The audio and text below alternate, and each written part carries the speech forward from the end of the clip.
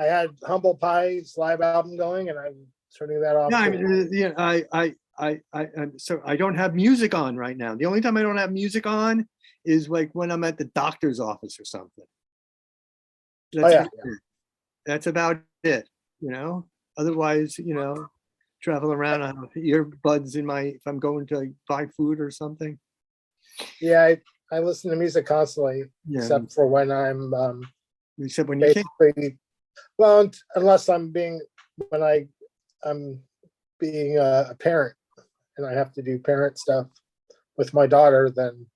No, I did that. I raised a daughter with music on. Yeah. No, that was serious. I'm serious. I would, yeah, it's crazy. Yeah. No, where do you live? Where do I live? Yeah, I don't think I even know. Well, you know, until 15 years ago, I lived in DC. Right. But my wife is a Manhattanite. Okay. And she got a job up here in New York City. But since I have many, many records, a Marshall half stack, and I'm loud, we couldn't live in Manhattan. Plus it would cost $1 zillion. Sure. And so we live across the river in New Jersey. Like in a single family home, Maplewood, New Jersey. It's near kind of Newark-ish. Yeah. It takes us 30 minutes by train to get to Penn Station. So you're close to the belly of the beast, but not actually in the belly of the beast. Right. But I can live anywhere if they have broadband and UPS. Yeah. You know, I can live there. I totally get it. But no, back to what I was saying. I never visited the East Coast until the summer of '85. And that was sort of like my apex of a punk rock scene contributor, or whatever you want to call it, like writing letters and drawing. And then you stayed? I stayed. Well, what happened was the tour was over. It was Scared Straight and Ill Repute, two of Doug Moody's finest bands outside of government issues, short affiliation with them. We had this big tour and we went on it. We went to Pittsburgh and we stayed at Mike Lavella's house. Oh, right. Full Monty. Yeah.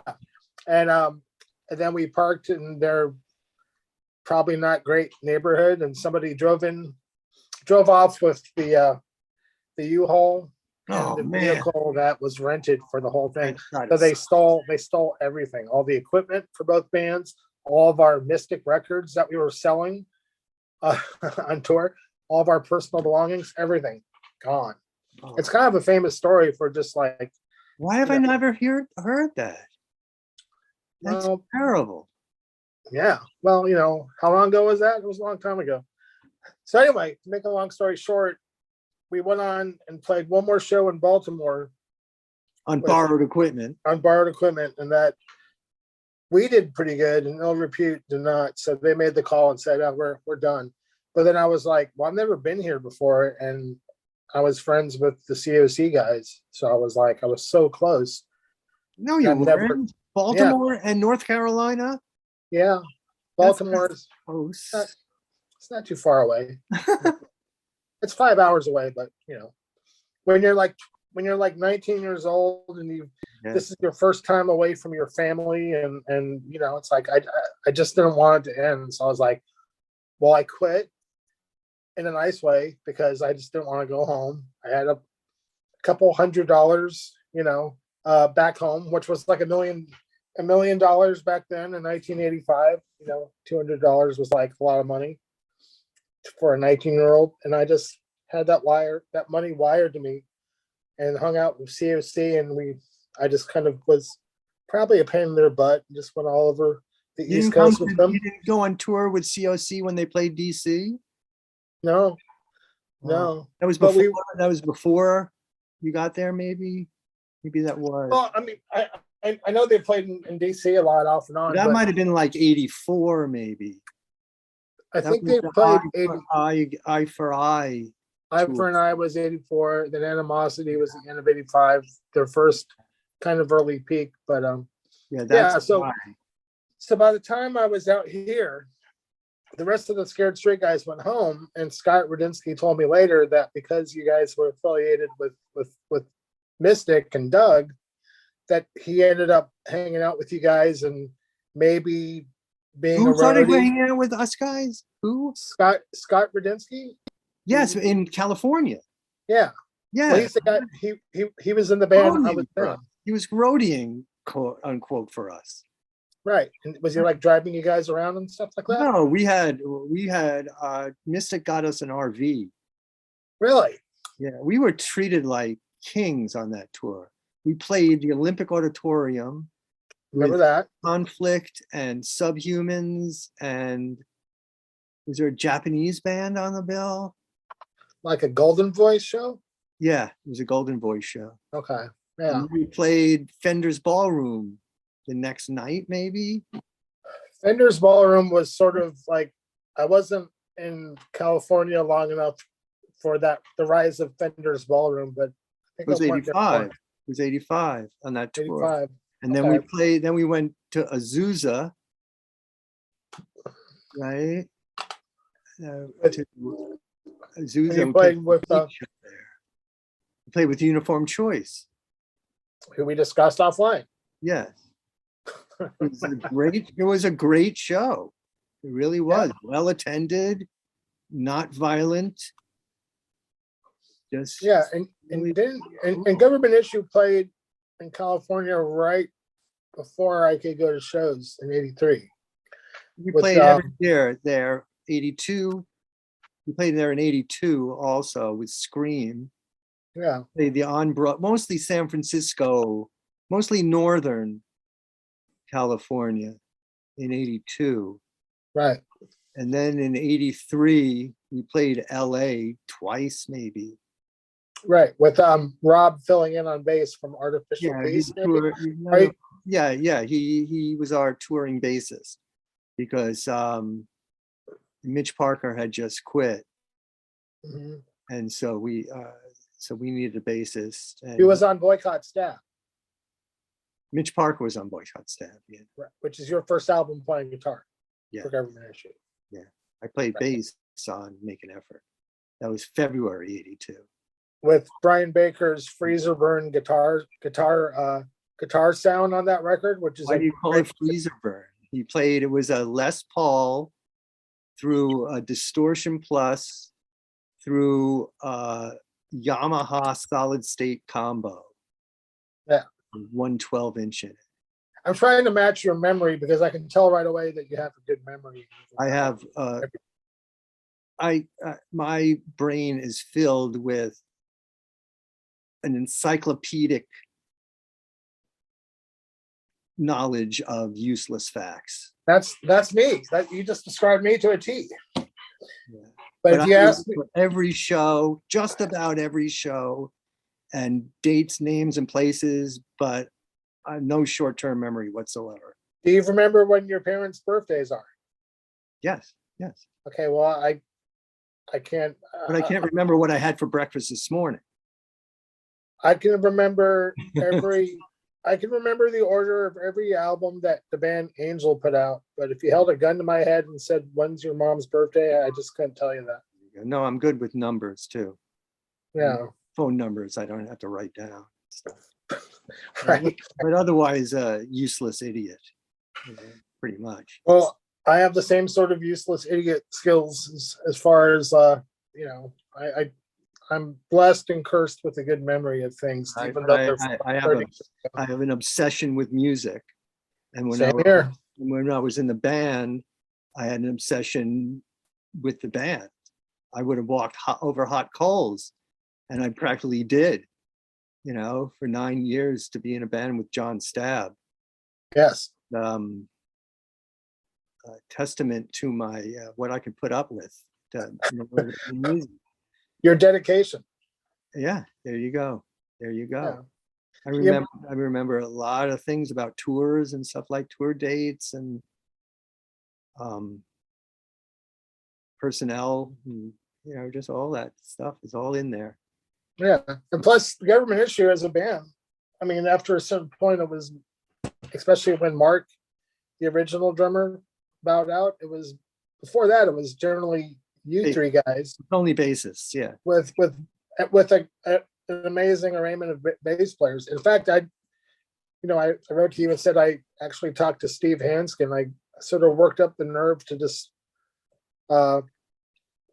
write him out of the blue, guessing maybe he would know who I was or whatever, and he did and stuff. And I didn't even know that he was in the band for a brief time, or that he was on some of the songs from the self-titled record, which is my favorite. Two of the songs, because by that time we were not recording.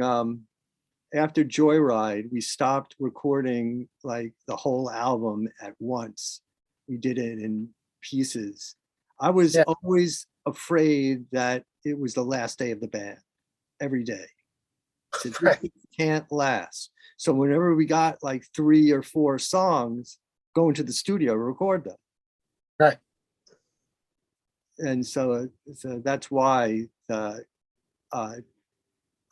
Fun Just Never Ends and the Untitled one are recorded in like 4 different studios. With, right. 3 different bassists.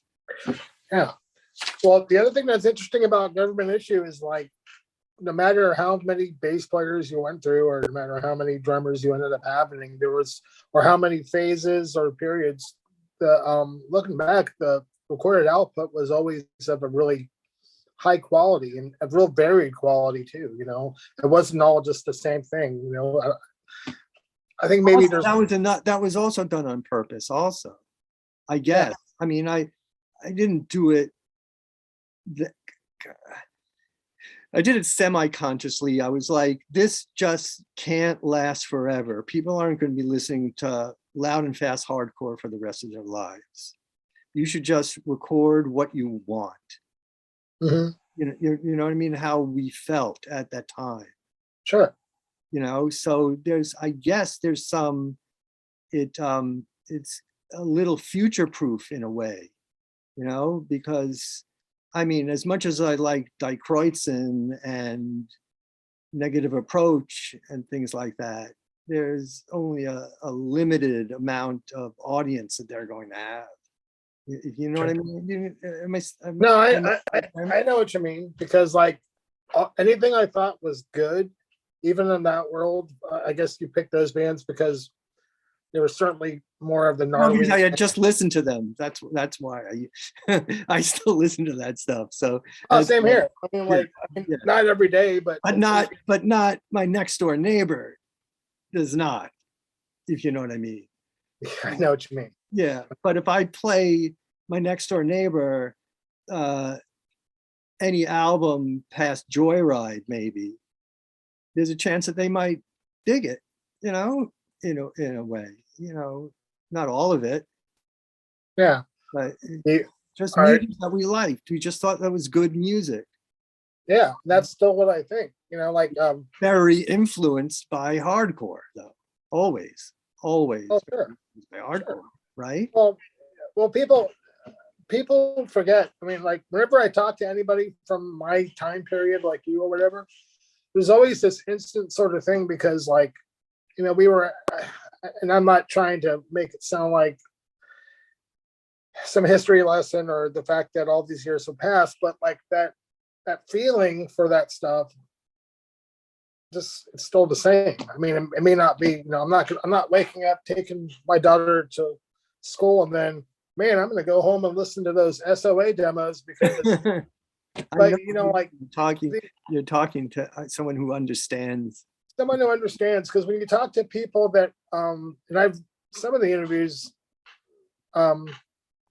with you, I think there was another one besides the one that you did with the New York guy whose name escapes me. He's Drew Stone. Drew. He's very personable and stuff, like, yeah. And says bro and all that stuff, and I appreciate that.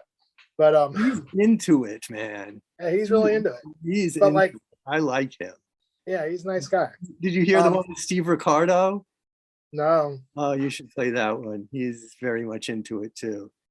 I listened a little bit different level though, but he's more. I listened to Al from SSD Controls one, And I've kind of gotten to know Al a little bit over the years, last couple of years, and he's nothing at all like what I thought he was, in a good way. Like this guy's, totally different. Like everything he says about his involvement with any of that stuff is so radically different than most people's takes on why they got into weird rock and roll music or punk rock or whatever. So, it's always nice to talk to people like that and get those experiences. But I guess my point bringing all this up is when you talk to people that are looking back and were born, like, and it's obviously that's not a fault. I wish I could have seen the Small Faces or the Birds or whatever, but that never would have, You were not born too late.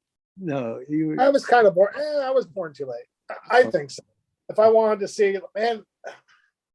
So when people look back and go, well, they always think if they're out of the time of these experiences, they think that there's some ulterior motive for all of it, when in reality, it just happened.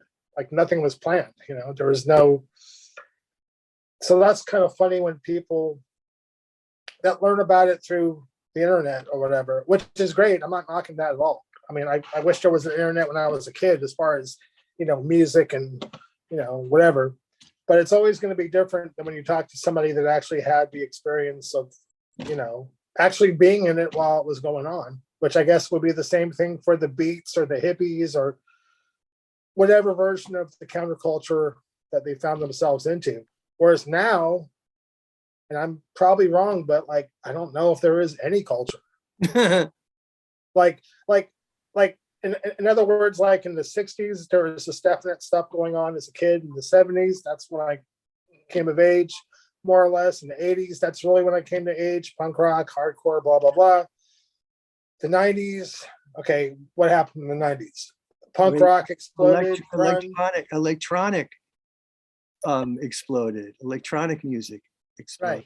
Right. The digital scare of the 90s. And when I was able to, and when CDs came along and everybody got rid of their record collections, and I was able to buy Japanese pressings for $5 or 99 cents because I won the 99 cents or auction on eBay, that's when I built my record collection. A lot of it was in the 90s and early aughts, I guess you call it, because everybody dumped their vinyl.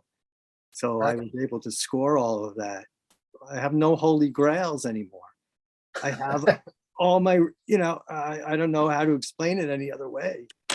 Just, I still, purchase records, but I don't have to scour the bins for, I've been looking for this all my life, because I have them all now. So that's pretty cool, I think. Yeah. I just got to take care of myself so I live long enough to enjoy them. Right. But like in the 20 years since it's been the 2000s, I can't think of anything that marks either decade. Really?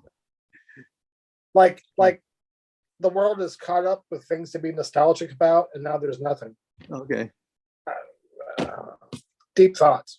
They're younger. They're still making people, and there's still kids out there who are obsessed, as obsessed as we are with music. They're still making those people. And those kids and those people are gonna put out something that eventually I'm gonna hear that I'm gonna go, wow, that's really cool. I mean, it still happens. But but a lot of it's so derivative. It's so. But are they going to be able to fill a hall with all local bands? No, actually, that's not letting people in anymore because and Missing Faith's set because it was only 15 minutes long, but they played every song they knew. That's just not going to happen anymore. I don't think. I mean, lucky that we were born at that time. I think so, because like I asked people, like I'm not really. I mean, I still play music here and there, and I have a little band, and we practice once a week, hopefully, and it's fun, and it's just a taste or whatever. But you're not going to get in the van. Fuck no.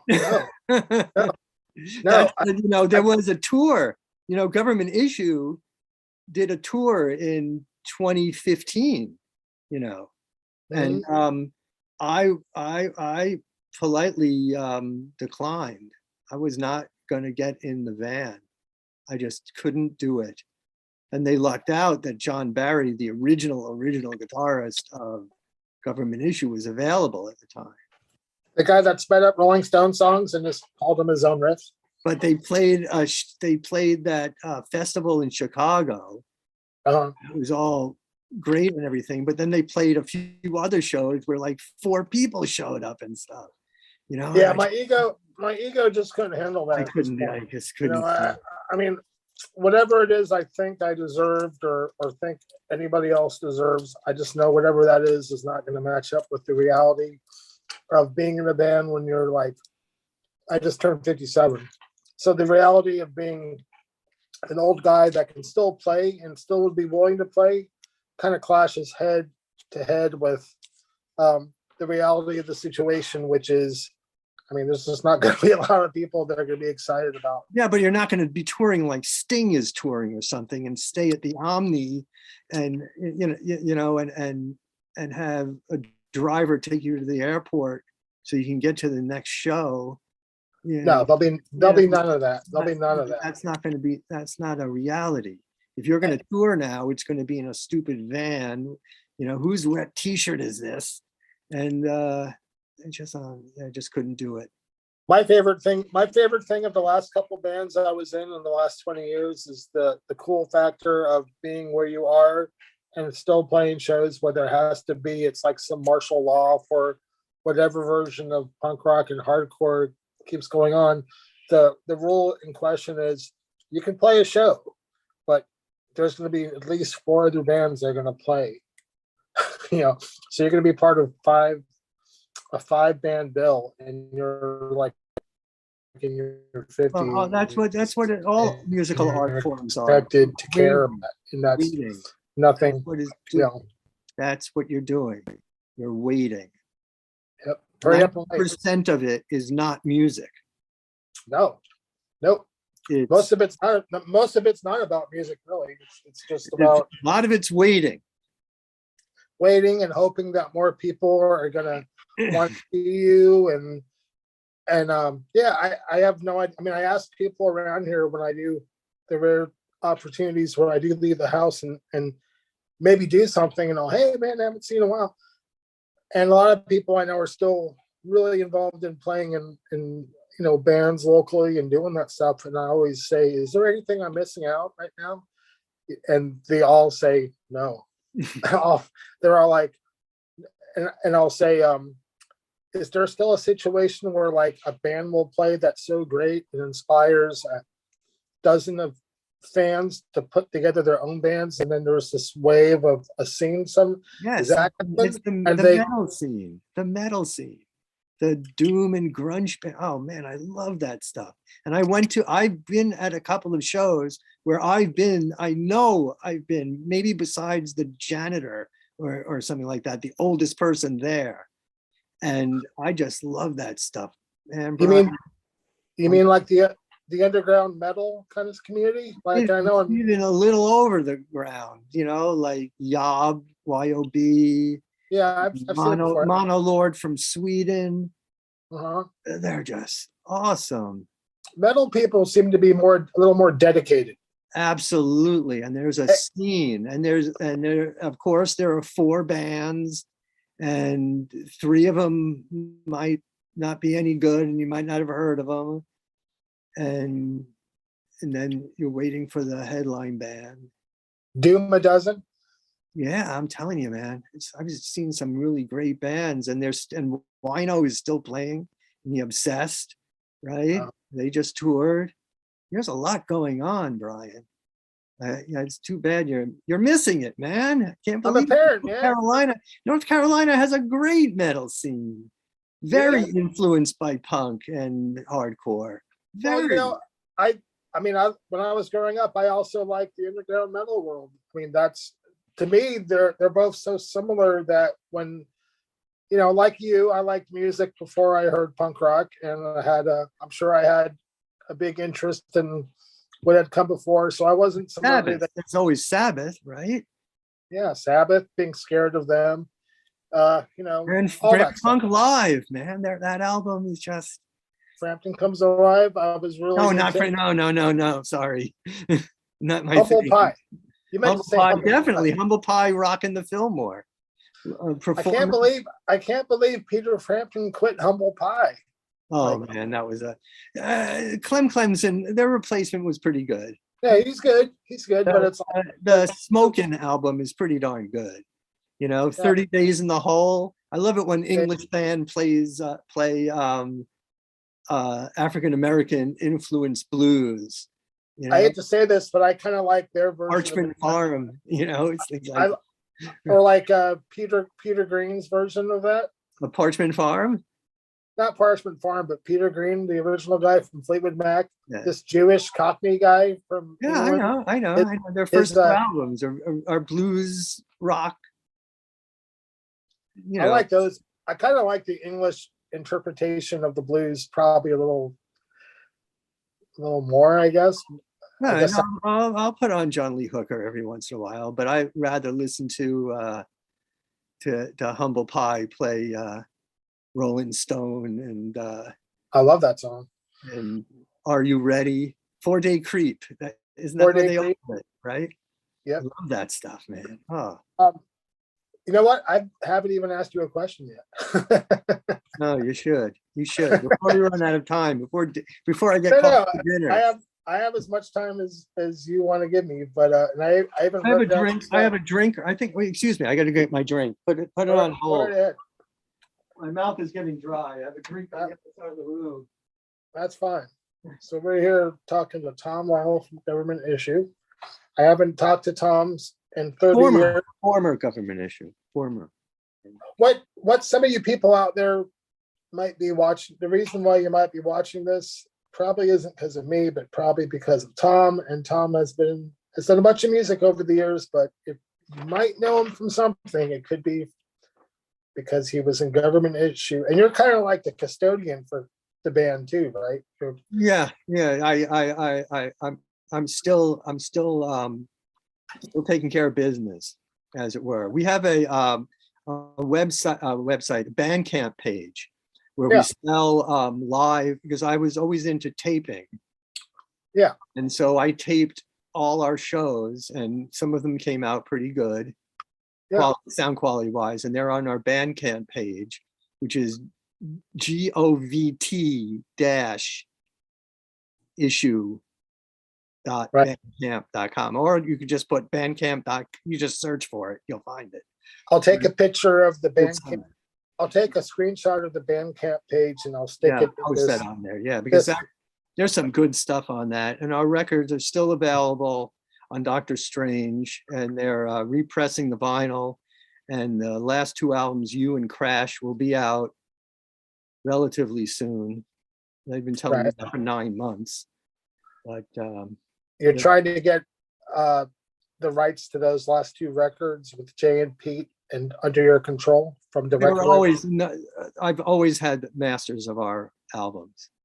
Everything is all on our control, no matter what record company it's on.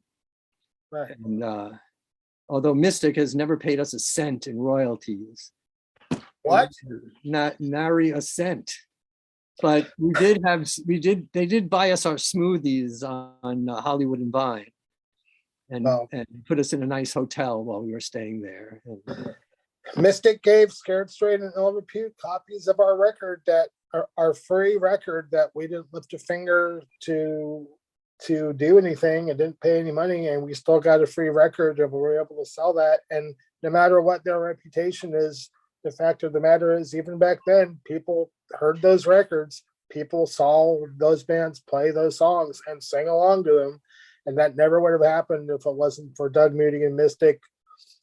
They did a lot of shit because they would sign everybody. They had their own recording studio, so they didn't have all they had to do was pay the rent. Yeah, and they had their own recording studio, and we got to record there, of course. And I heard that Led Zeppelin recorded some of Led Zeppelin 2 there. The vocals for Whole Lotta Love. It was not owned by Mystic. Yes. And if you can hear, you can kind of hear the ambience in the room, the linoleum, no carpet on the floor, linoleum floor, and they had to put, tape on the cymbals because it was too ringy, too live of a room. I can't knock Mystic because they did something really nice that they flew us out to California. Yeah. In an airplane. And we played maybe 4 or 5 shows, and we toured, and they gave us an RV to tour with, a crew, a back line. Yeah. It was our guitars. It was worth it.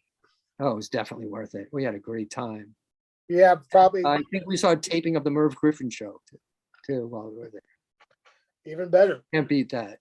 No, you can't. For all you people in our age bracket, I'm sure most people, Merv Griffin. Well, if you watch the show called SCTV. Do you have any questions, Brian? I do. Oh, okay. Do you write them down? I did. See, we haven't even got to any questions, so let's jump into that. You're a good editor, so I trust you. But most of what we've talked about is of interest to us, at least. Well, it's not up to me to decide who's going to like it or not. If they're foolhardy enough to join up, then I imagine they sort of know what they're in store for. But the first question I had about your background is like, did you move? Well, the impression I get is that maybe you ended up in Washington, D.C. and that you were probably a little bit older than some of the people that were teenagers that were in high school, like the faith guys. A lot of the I grew up in New York, in the suburbs of New York. Okay. My goal was to leave. Okay. And I had visited Washington, D.C. And when I visited Washington, D.C., this was pre-hardcore. Yes. And they had a music scene where bands played original music and people showed up to go hear them play this original music. Which people don't understand is a big fucking deal back then. That was a very big deal. Yeah. Because before that, I was in garage bands in New York and we had to play cover tunes because that's all that the bars wanted to hear. Let you book you is if you played cover tunes. Yeah. And so I came to DC when I was 17. So I did catch some of the late 70s goings-ons in DC. I saw Pentagram play their show at the Keg. Uh-huh. I had wandered in there because drinking age was still 18. And even though I wasn't 18, it didn't matter because they didn't check ID back then because they just didn't. Yeah. So I got to see Pentagram, and there was a progressive rock scene in DC. And there was an underground punk scene that wasn't, I caught Black Market Baby in 1980. That was the first punk show I went to. Yeah. But the hardcore, the 10 or so hardcore kids that existed came to the show and they danced around the band. They go up onto the stage and come down and dance around the band. I'm like, I saw this no division of audience and band thing happening. Yeah. And I'm like, that's what I want to do. And then I heard Minor Threat, Youth Brigade, Government Issue, and that changed my religion. Yeah. Right. So would you say you're like probably 4 or so years? I was about 3 years older than all those kids. They had they were still in high school, basically. Yeah. Right. I already graduated high school. Right. And was living in DC, working at a video store, to pay my rent. And that was it, man. I drank the Kool-Aid. People forget how exciting that stuff really was. Yeah. Especially the concept of people actually making their own music, not playing covers and playing to an audience of people that actually want to hear that. The 930 Club, the lineup, I saw Dead Kennedys and Circle Jerks at at the 930 Club, and they packed the place, and there was people who were doing I guess you'd call it dancing, Yeah. but it was more of kind of just like a giant group hug, right? Yeah. And you couldn't see where the stage started and the audience started, kind of thing, and people being carried on each other's shoulders, and just and then Minor Threat, Youth Brigade, and GI sold out the place.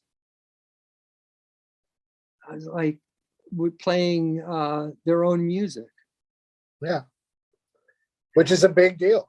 It was Like a really, like, people don't understand. That's a, forget about calling things what they're supposed to be, whether it's punk or this or that. To play original music and have an audience of people, just building up this sort of thing where people actually want to go out and participate and be a part of that and see that. Does that answer your question? I think so. Okay, cool.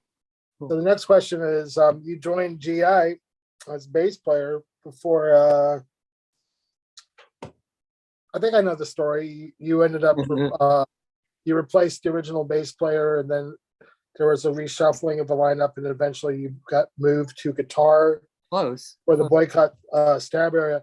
How did you meet John and the rest of those people? Well, this is DC hardcore, right? So after I finally saw those bands at the 930 Club, where it was a decent sound system, so I could actually hear them. Otherwise, it was always just like kind of the vocals were mic'd, and it was kind of just sloppy. Couldn't really make anything out. But I after the show was hanging out with John Stab back of the club just because you could, right? Yeah. You're not doing that at a Led Zeppelin show, so so at the time, the Legless Bull 7-inch record with 10 songs on it, running at 45 RPM. Unheard of for the time period. Yes. And unheard of. That's hardcore. And they put that out in the summer, and it was October. And by that time, the bass player had left for Brian Gay, the original bass player, had left to go to college. So high school. So, and Brian Baker, Minor Threat had broken up, and Brian Baker was playing bass in Government Issue. But he went to see Fear on Saturday Night Live with the rest of the kids. Yes. A few carloads of kids. And so I went to, and Stab was all bummed out. Man, we have a show tonight with Black Market Baby. And Brian left for New York, and I'm like, I'll play bass. And so I played bass that night. And that was with the original lineup, pretty much. Yeah. And then the guitar player left because his father was a diplomat, and they moved to Bulgaria. I'm not making this up. I don't think I could. No. And so Brian switched to guitar, and I came in on bass permanently. Right. And that was in December '81. So that was a short-lived lineup. Then you did the Make an Effort record, and then Minor Threat. In February '82, recorded the Make an Effort record. Right. We called it Demo Number 3. Because it was a demo, then there was Legless Bull, and then there was that. And we called it Demo Number 3. Well, here's a question I was wondering just now, because you brought it up. The song Teenager in a Box, that was sort of like the first, I don't want to say hit, because that sounds fucking stupid to say that, but that's like, did Brian write that, or did you write that? No, the original guitarist wrote that. Oh, okay. But it had never been recorded, and Brian kind of changed it around a little bit. Yeah. That's like your first hit. That's the first. That's still the first. Is. It's still #1 on Bandcamp or whatever. On Teenager in a Box? Yeah, Teenager in a Box is still #1 on Spotify. Yeah. other people have stolen lyrics from that song and put it in their songs. Cool. Yeah. So always Teenagers in a Box. Teenager in a Box. And, Brian wrote the other two songs, and then Twisted Views. Yeah, he wrote that. Well, not the lyrics, the music. Right. Tab always wrote the lyrics. Yeah. And then Sheer Terror was from your first 7-inch. It was on the first 7-inch, so that was a song that was already written. What I mostly remember about the first 7-inch is John taking the piss out of people that are hippies and like drugs and stuff. The intro to Rock and Roll Bullshit. It's one of my Passionites and one of my favorite early mockings of Rock and Roll Bullshit. Rock and Roll Bullshit. Rock and Roll Bullshit. That's mostly about the rock station in DC. Everybody has to have one song about shitting on like the radio or rock music or whatever. Yeah. You know, it's almost like a rite of passage. For Artificial Pieces was DJ. If you ever, just a DJ, whatever. Right. And then Minor Threat reformed. So Brian left, and I took over on guitar. And we recorded our first 12-inch. Which was Boycott Stab, where you got that nasty guitar sound. And I think I got that nasty guitar sound. How'd you get it? I plugged my guitar into the amplifier. The amplifier was Lyle Presler's of Minor Threat. Mm-hmm. And I didn't change any of the settings because what do I know? I plugged it in, played it, sounded good. Let's go. That's what came out. And I tuned up. Yeah, and I tuned up. I think I read some interviews where like, I'm not much of a guitar player, but even on that Boycott Stab, I'm like, no, I think Tom knows what he's doing. You know, there's some nice. I was enthusiastic. I made up for how I couldn't play by enthusiasm. That makes all of us. You know, loud and fast rules at that time. Right. So Mitch Parker leaves after Boycott Stab, and I think you already brought this up. You did a partial tour with Government Issue. You guys ended up in the West Coast. And then Mike Fellows, who eventually joined or was part of Rites of Spring, he was in Government Issue, and he contributed quite a bit. Yeah. He co-wrote the music for 2 songs on the Joyride album, which might be the 2 best songs on the album. Can I guess what they are? I think I know one of them. Understand is one of them, right? And there's another song that's kind of like that, and not the song Joyride though, right? No, I wrote that. Familiar. Yeah. He wrote the intro to Understand, the lick kind of under of that. And Familiar, he wrote the verses on that, which are just incredible. And you can hear a little bit of the Rites of Spring. You can definitely hear a little bit of it. If you squint your ears, you can hear it, you know? Yeah, I think Joyride, after the self-titled album a few years down the road, those are the 2 records that, for whatever reason, I seem to be the most attached to. Not saying that the other ones aren't good, but for whatever reason, Joyride, especially because it has the power and grit of some heavy metal stuff I like without sounding like heavy metal at all. To me. Yeah. Good call. Good call. It's not the heavy metal in it we thought was funny. You know, we're kind of joking around, like on Notch to My Crotch. I love that. I love that music. And as funny as the lyrics, we thought. You know, those chords are just lifted off of stupid albums, but I turned them upside down, kind of. You know. Right.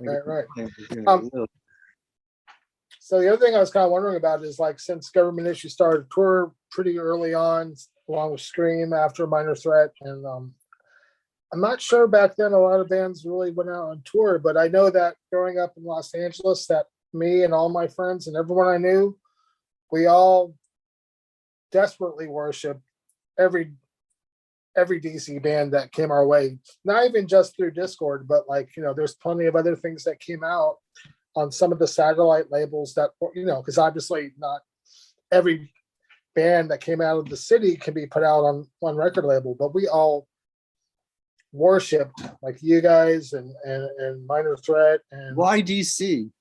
What's in the water? It's a small town. Well, it's because there's a lot of talented people there, and everything just kind of clicked at the same time, which is generally how it is across the board for anything. You saw the documentary Salad Days, didn't you? Well, I already knew all that stuff way before that. I'm joking, but that's a big question. Why DC? Why? I don't know. I mean, you were there. You were amongst all those people doing all the stuff, whether it was Marginal Man forming or the Faith Void album, or like, do you have any idea why this all just seemed to happen? Because the perception of what you guys were all doing we were all like kids, right? But it's also this really small secret thing, and for whatever reason, everything that people were doing, not just have you heard the SOA? Have you heard the SOA 7-inch? Yeah. Okay, those kids are in high school, except for the lead singer. He had already graduated a year earlier. Yeah, but those kids were in high school. Yeah, and that music is as good as anything else in my collection. Yeah. When I was in high school, we didn't have that. I mean, Jesus. No, I know what you mean, but I don't know why it happened. What's in the water? Well, the perception of what Discord and DC represented to like the small group of people that would be into that kind of thing, it was really exciting. But like, I don't know why we really looked back and thought. I think initially it might have been the way it was pitched to me through word of mouth and meeting people, it was really Minor Threat sort of first. And then Bad Brains, sir. Oh yeah, Bad Brains. But like at the time, my first exposure to the Bad Brains was the Roar cassette. Just getting that when it came out. I mean, that's godlike though. That's the best. That's their best. We're from the DC suburbs. Right. To me, that's their best overall recording. Yes, but as Rasta kind of thing as they sound and everything. Yeah. They grew up in the suburbs of DC and right, but they moved to New York by what, 82? 81. No, late 81. They lived down here in North Carolina for a really small amount of time. They lived in a little town called Lizard Lick, which is sort of outside of the general area of Raleigh and Durham and Chapel Hill. It's like sort of great name. Oh yeah, but I don't know. I think it was just exciting, but I don't know why people gravitated as much toward that, but it wasn't any different than hearing De Croixin or reading Maximum Rock and Roll when it first came out, and just realizing, because at one time that was a really good magazine, even along with Flipside. So you're like tapping into all this stuff, and it's just unfolding, and you're like, oh, there's all these weird bands and weird people and whatever, and things weren't quite as pigeonholed yet. Even though people say the hardcore stuff got old, and it did. But between 80 throughout all that 82 stuff, and 85, always plenty of weirdo bands that were doing something that was interesting. What'd you say? There were some great shows in DC back then. Yeah. 81 and 84 and 85. Well, do you have any reason why you think like that stuff stood out so much perception-wise to other people outside of where you lived in DC? Because it was good. That's all I think about. I just think, well, this is just good music. The Faith Void album. Oh my God, it's amazing. The Faith's Subject to Change ain't so bad either. That's sort of a better showing for them, kind of. But I still love both sides. now when you talk to people that weren't there, they like to pit both bands against each other and always say how the Void side's amazing and how Faith's. I end conversations when that starts. It's just a split album. I know. You know? I end conversation. I preface my, when I write something about that record, I said any comments putting the two bands together will be deleted. Comparing the two bands will be deleted.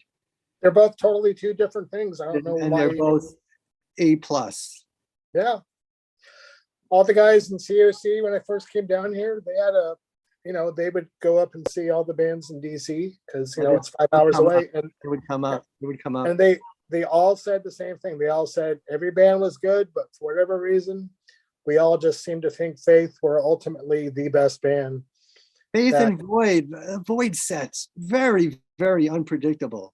Very unpredictable about how good or how bad.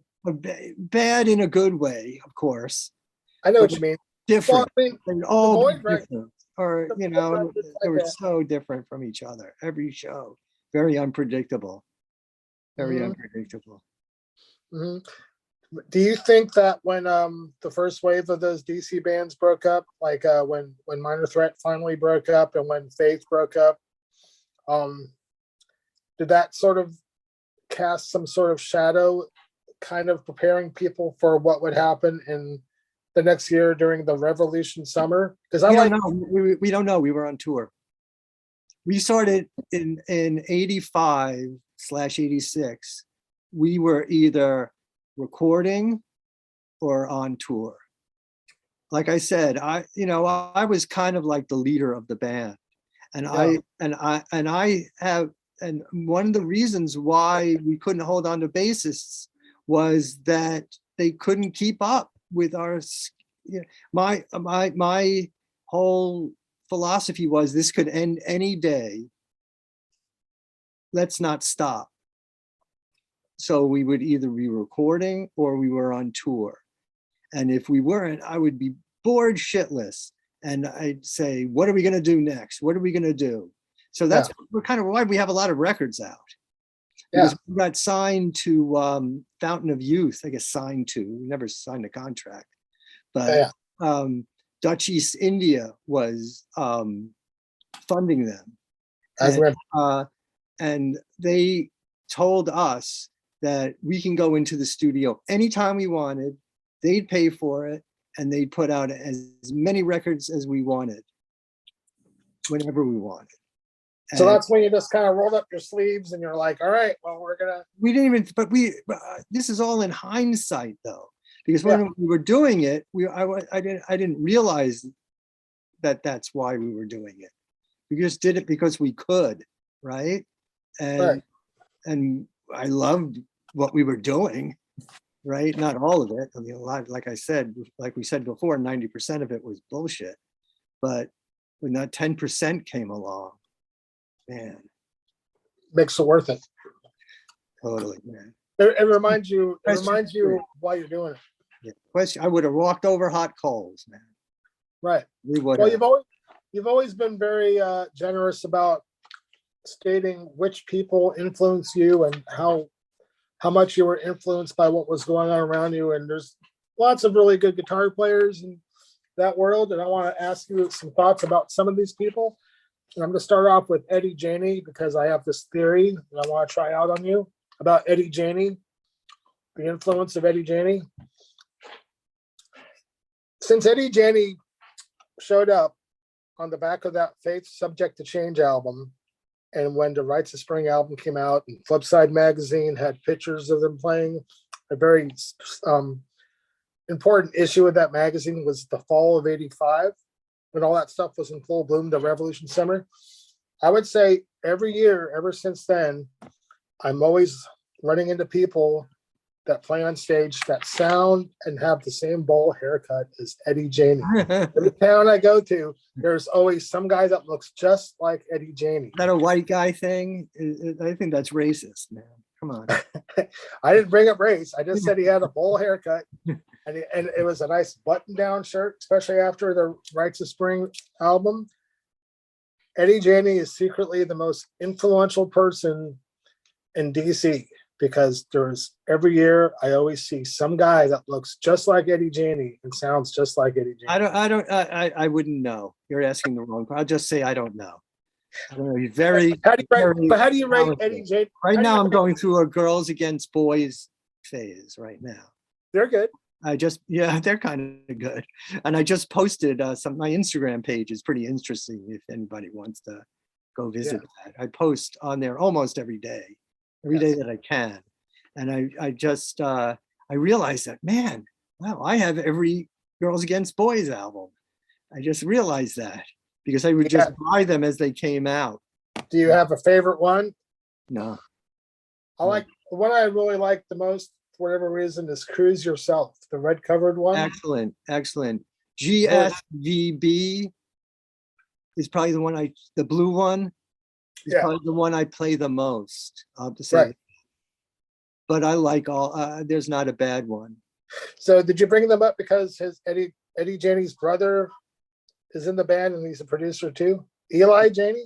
Yes. All right, very talented, another talented Janney, right? Right.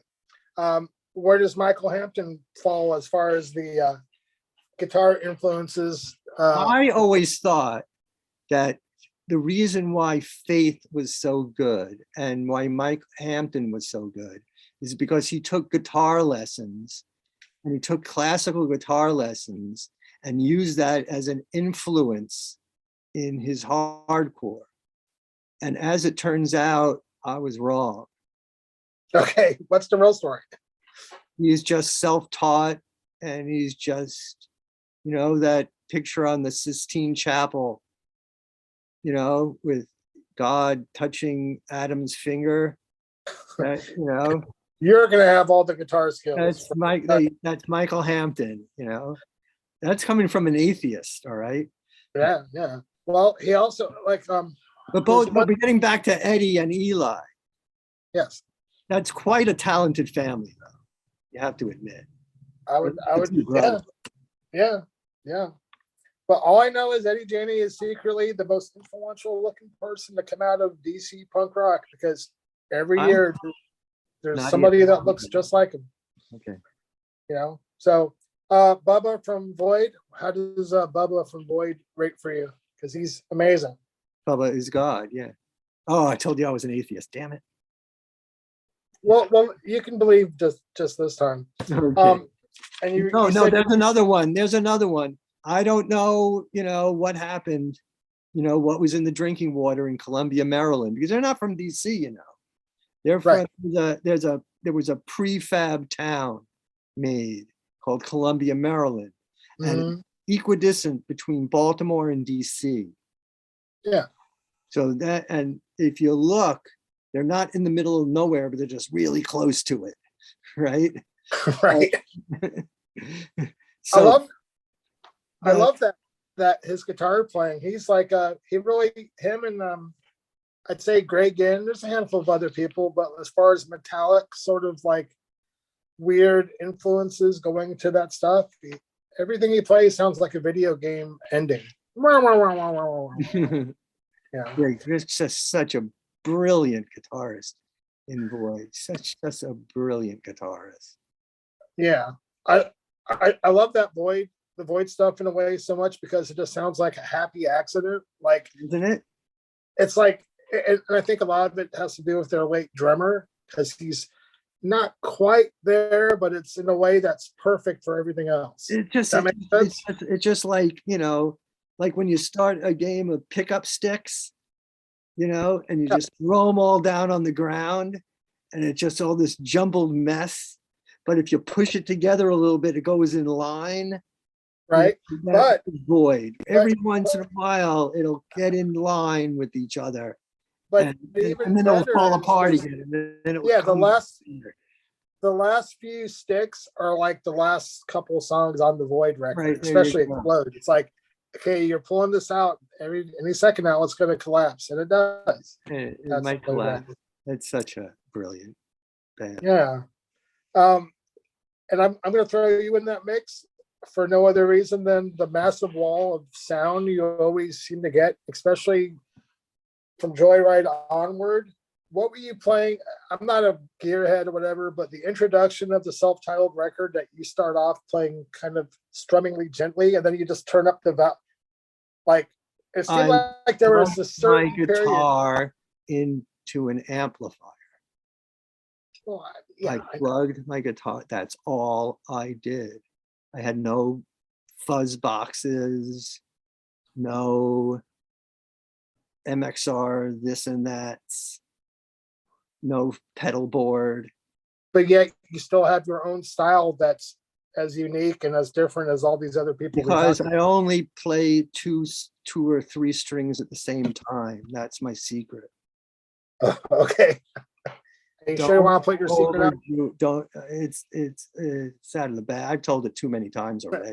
I try to tell these kids, you're playing too many strings. Right. Just play a couple, 3 max at a time, or else it'll just turn into mush. You're playing through distortion, right? Yeah. If you play too many strings, it's not going to sound good unless you're Lyle Presler. Then you can do it. Right. Well, drummers, Lyle Presler, 2 or 3 strings at a time. That's it. Best the lower ones. Yes. Of course. Hit the high strings if you have to. You know, in the Teen Idols, Ian MacKay's bass had 3 strings on it, not 4. He didn't have the high G because you don't need it. Why would you go up that high on a bass? Oh no. We can ask Jerry only, you know. Right. 2 sets of the two sets of the same 2 strings. There you go. More is more. More is more. Well, thanks for answering my DC.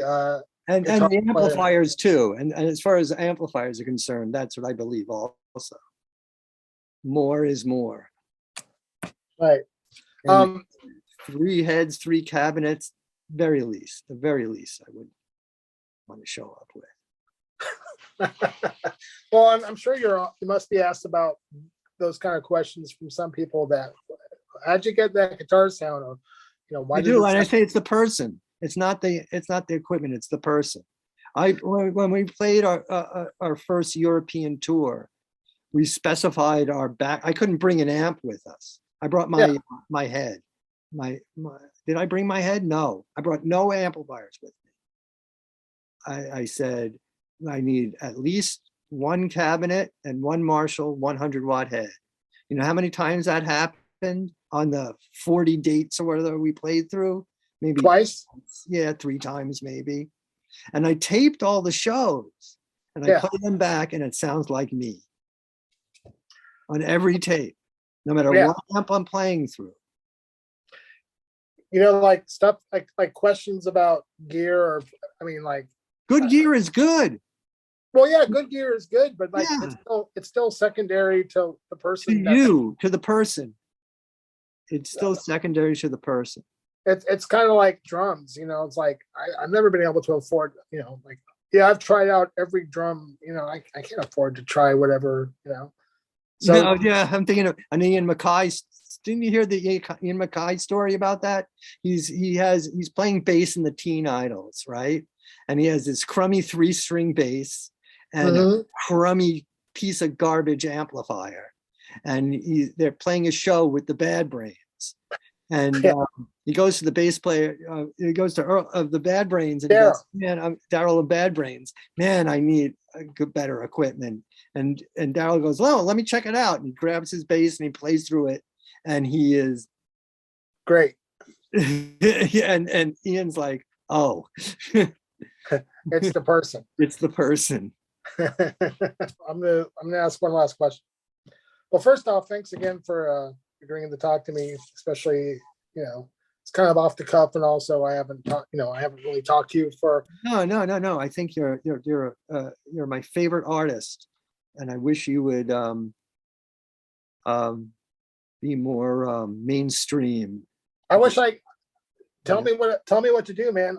I'm still connecting the dots. I wish I knew what to do. Well, it's a small niche audience, no matter what anyone says, I don't know, but you could, it looks like you could do anything. If someone told you to draw something, you could do it. That's probably true. Yeah. Not trying to sound egotistical, but yeah, I probably could. But I don't know anything about the art world other It's than the journey. Many. I know many what they call starving artists. I'm a starving artist because they do it because they love it, right? There's no choice, right? And and no musician I know chose to be a musician. No artist I know chose to be an artist. So I understand that part. But it's you're like a talented person, Brian. Well, thank you. I appreciate it. And thanks for you would have done this interview. It's you who decided to do this interview, not me. So thank you. Well, thank you, Tom. I appreciate it.